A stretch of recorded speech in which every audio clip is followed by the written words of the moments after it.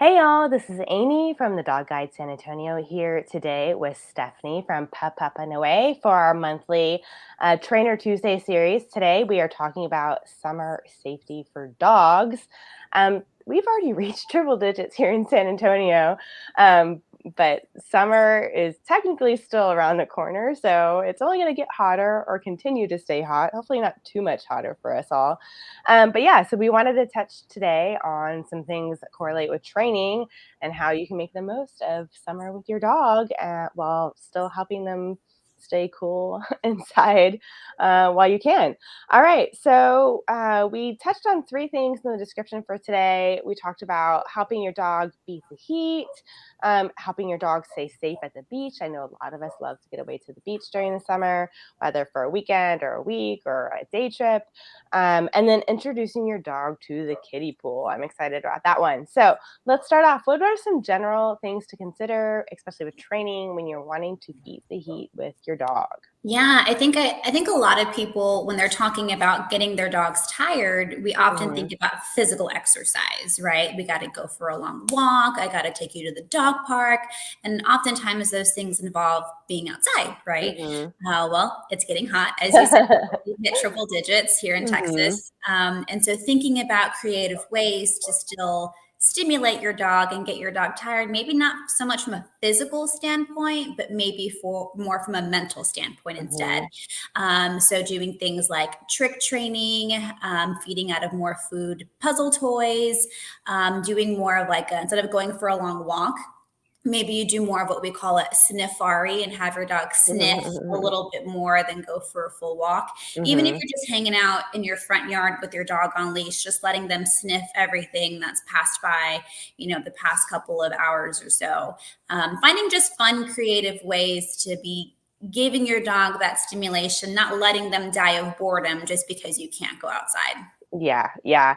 Well, and for me this morning, I just got up earlier to take my dog for a walk. That's Doing very it in brave the of you. I morning. cannot get up early. Well, when I've got my kids to get off to school, it makes it a little bit easier, but yes, I can definitely relate. Or waiting until it cools off in the evening. It can definitely take a while to cool off in the evening, but if you don't mind a nighttime walk, where Definitely. you're at. But I love that idea of a sniffari especially, but Safaris are definitely my guy's favorite. They love to sniff mhm, around and just kind of mosey on and take their time. And for us on our walk, like the first half of the walk is all for them. Like if you want mhm, to stop here and be here for 5 minutes while you sniff this whole grassy area, like that's fine. yeah. So yeah, how you structure your walk can also just be a little bit different depending on the weather. Mhm, mhm. Good points. All right. What about keeping them safe at the beach? What are some of the hazards that, dogs face at the beach that we should be aware of, and how can our training help prevent those hazards? Yeah, I think three things that I always like for dogs to know at the beach. Number one is a really good leave it because there's all kinds Mhm, of really disgusting things that either people leave on the beach or mhm. things that wash up from the beach. I remember one time I used to have a little Chiweenie named Faye, and she loved to roll in gross dead things. Like that was her thing. She loved to smell like death, I guess. Uh, And walking along the beach, and I'm not, I'm paying attention to her, obviously, but I'm just kind of like looking around, and all of a sudden I see her rolling on the floor, and there's like a fish head, and she's Ugh. just like basking in it and rolling in it. And I'm like, oh, leave it. So things are gross. Jellyfish Mhm, get washed up. So definitely a good solid leave it is a great thing for your dogs to know.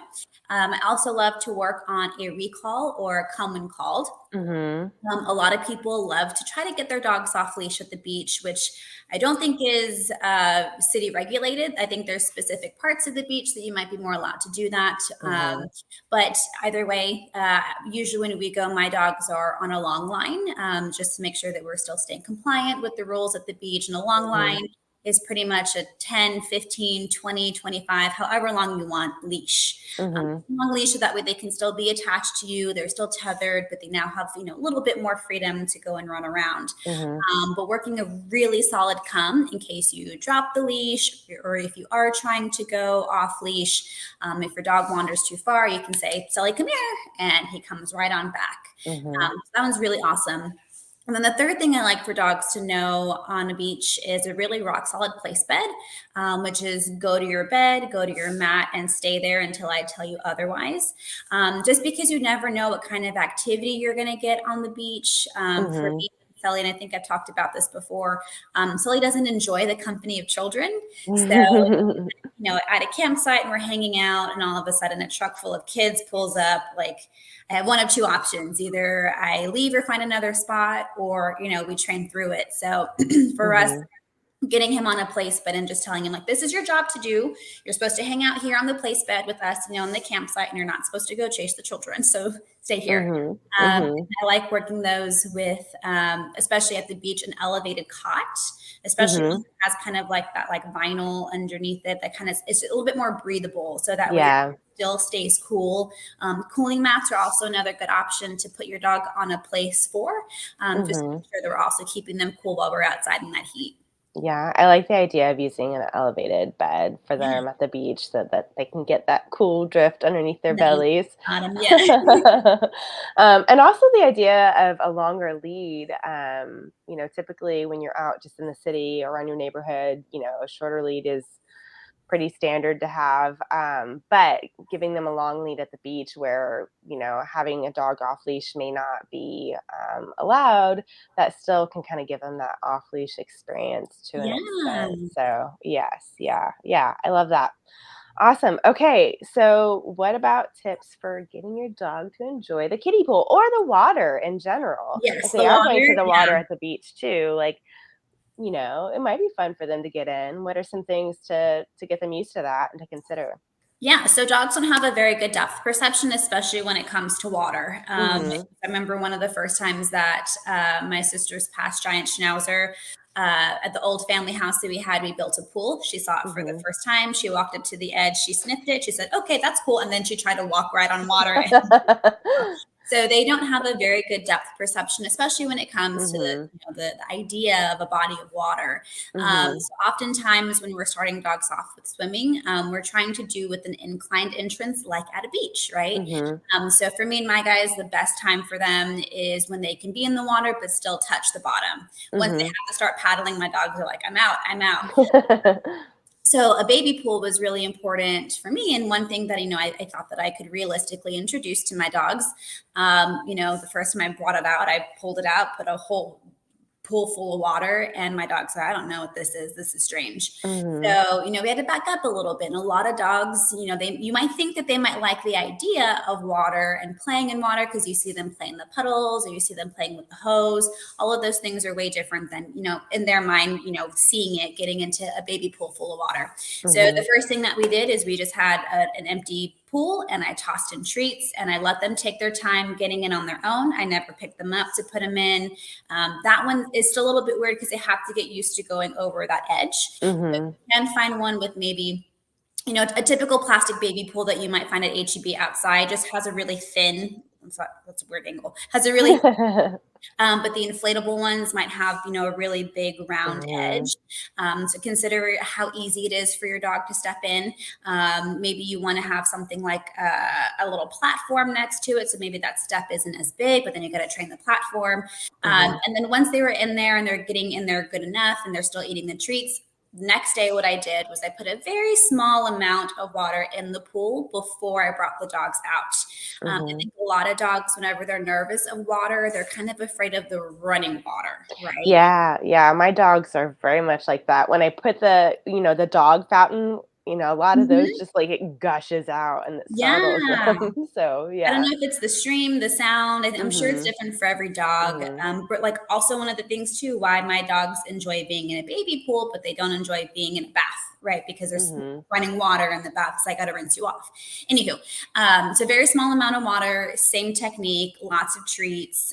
Typically, freeze dried treats are going to float a little bit more, Mhm. and then just kind of repeat the process every single day. Each time having a little bit more water, a little bit more water. Maybe once you get to the point where we're having a lot of water in the pool, maybe you want to try using something like a higher value treat, something that if your dog is starting to show a little bit of hesitation getting in, that you're just creating a better positive experience by having higher value treats. But once again, you never want to force your dog to do something. Let them kind of take it in at their own pace, because if you're not forcing them, you're not building that frustration. they'll eventually want to get in on their own. I think it might take Mhm. some time for a little bit of dogs, especially if they're not already water loving dogs. And then also for Sully, he learned how to blow bubbles and like dive down to the bottom of the pool. And of course, it's like a whole 4 inches, but Uh-huh.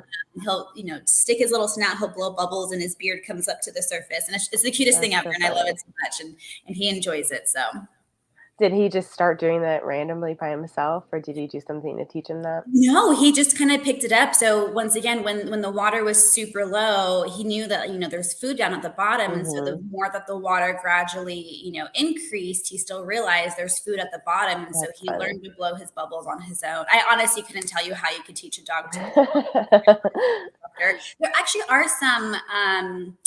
Oh man, I wish I could have. I wish I would have thought about looking it up before we got onto the broadcast. But there is a place, I want to say like on the outside of Houston or maybe New Braunfels, Mhm. where they do a lot of dock diving, and you Mm. can like rent out their pool, and they can help teach your dog learn how to swim.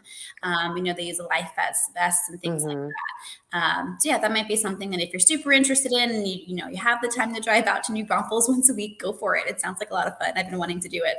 Yeah, I think that's up in New Braunfels. I can't remember the name of it, but we can definitely share it later on. So, I love that. Would you recommend anything like 'cause some dogs also like the texture of the floor beneath them can really wear them out, and Yeah, yeah, yeah. like the plastic on, especially those hard shell plastic pools. Mhm. Would you recommend putting anything on the bottom to help them Yeah, ease I that definitely too? think that's worth a shot. I think any sort of something that you would get, for your bathtub, how it has those suction Mhm. cups on the bottom. I think that's a Mhm. valid thing to consider.